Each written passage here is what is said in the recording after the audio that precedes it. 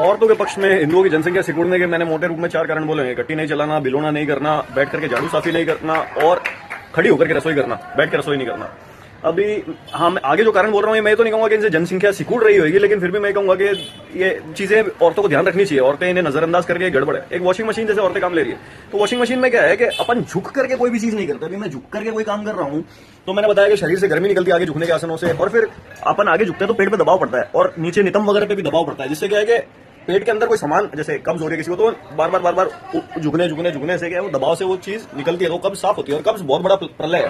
तो कब्ज हुई तो समझ लो वो सारी बीमारियां हो सकती है जो कि पहले कभी देखी भी नहीं, सोची भी नहीं होंगी। और फिर दूसरा मैं ये भी कहूंगा कि जैसे पहले औरतें मसाले कूटती थी हाथ से दम दम, तो जैसे इससे कंधे कुंधे तो मजबूत रहते हैं, लेकिन क्या है कि अपने ऊपर की छाती का जोर लगता है, पसलियां फेफड़े इससे मजबूत रहते हैं। फेफड़े कमजोर होंगे तो भी मैंने काफी देखा कि फेफड़े कमजोर होने से भी कब्ज होती है।